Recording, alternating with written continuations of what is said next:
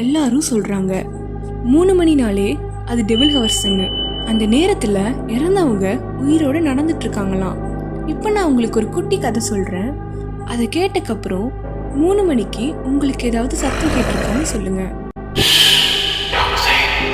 மீரான்ற பொண்ணு அவளோட வீட்டுல தனியா தூங்கிட்டு இருந்தப்ப கரெக்டா 3 o'clock யாரோ கதவை தட்டுற மாதிரி சத்தம் கேட்டுச்சு. உடனே ஏஞ்சி யாருன்னு கேட்டப்ப ஒரு பதிலுமே இல்லை. ஃபுல்லாவே ரொம்ப சைலண்டா இருந்துச்சு.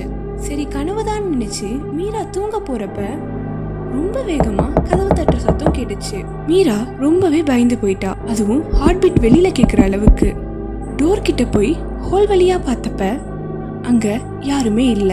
வெளியில இருக்கிற லைட் மட்டும் ஃபிளிக்கர் ஆக ஆரம்பிச்சிச்சு. அங்க ஆப்போசிட்ல இருக்கிற வால்ல ஏதோ ஷேடோ மூவ் ஆகுற மாதிரி தெரிஞ்சுது. பயந்து போன மீரா பொறுமையா கதவை திறந்து பார்த்தப்ப சின்ன பசங்களோட கால் அண்டு கை தடை மட்டும் தெரிஞ்சிச்சு. அதுவும் 4 கால்ல நடந்த மாதிரி இருந்துச்சு. மீரா அது பின்தொடர்ந்து போனப்ப பாதி வெளியிலேயே ஃபீட் அண்ட் ஹேண்ட் பிரிட் நின்றுச்சு. அதுவும் வால் இருக்கிற சைட்ல. அங்க வெளியில போறதுக்கான எந்த ஸ்டெப்போ லிஃப்டோ இல்ல. ரொம்ப பயந்து போன மீரா உடனே வீட்டுக்குள்ள போய் கதவை சாத்திக்கிட்டா. ஒரு வாட்டி இன்னும் வேகமா கதவு தட்டுற சத்தம் கேட்டுச்சு. அது வெளியில டோர் வழியா இல்ல, வீட்டுக்குள்ள இருக்க அவளோட வார்ட்ரோப் வழியா.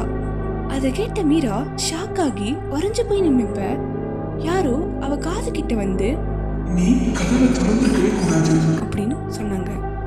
இதை கேட்ட மீராக்கு ஹார்ட் பீட் ரொம்ப வேகமா ரைஸ் ஆச்சு. உடனே மீரா மயங்கி விழுந்துட்டா. அடுத்த நாள் மார்னிங் அவரோட மேட் ஹோமுக்கு வந்தப்ப மீரா எந்த அசைவும் இல்லாம இருந்தா. உடனே மீராவை தண்ணி தெளிச்சு எழுப்புனாங்க. நல்ல வேலையா மீராக்கு ஒண்ணுமே ஆகல. கண் முழிச்ச கையோடு வீட்டை காலி பண்ணி கிளம்பிட்டா.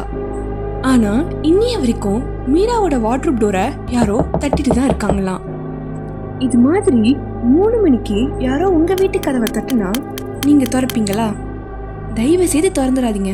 ஏன்னா டோரை திறந்த உடனே அது உங்களை பின்தொடர ஆரம்பிச்சிடும். ஓகே.